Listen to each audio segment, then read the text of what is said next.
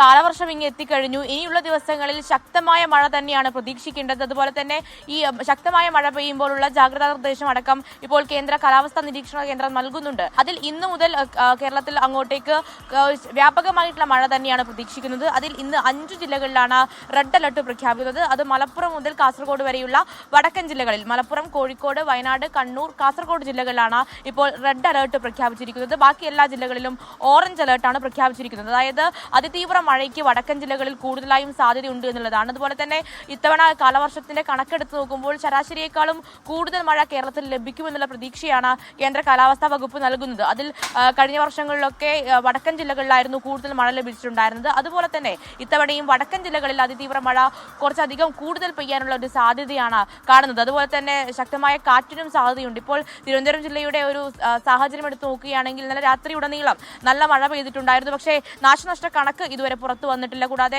അധികം നാശനഷ്ടം ഇന്നലെ രാത്രി പെയ്ത മഴയിൽ ഉണ്ടായിട്ടില്ല എന്നുള്ളതാണ് നമ്മൾ മനസ്സിലാക്കുന്നത്. അതുപോലെ തന്നെ കേരള, കർണാടക, ലക്ഷദ്വീപ് തീരങ്ങളിൽ കടലിൽ പോകുന്നതിലടക്കം വിലക്ക് ഏർപ്പെടുത്തിയിട്ടുണ്ട്. കാരണം മണിക്കൂറിൽ 45 മുതൽ 55 കിലോമീറ്റർ വേഗതയിൽ വരെ, ചിലപ്പോൾ 65 കിലോമീറ്റർ വേഗതയിൽ വരെ കാറ്റ് വീശാനുള്ള സാധ്യതയുണ്ട്. അതുകൊണ്ട് തന്നെ ഈ കടലിൽ പോകുന്നവർ ജാഗ്രത പാലിക്കണം. കടലിൽ പോകുന്നതിന് പൂർണ്ണ വിലക്ക് ഇപ്പോൾ ഏർപ്പെടുത്തിയിട്ടുണ്ട്. അതുപോലെ തന്നെ വിനോദസഞ്ചാരികൾ, ഈ കാലവർഷ കാലത്ത് സഞ്ചരിക്കുന്നവർ, അങ്ങനെ എല്ലാവരും ജാഗ്രത പാലിക്കണം.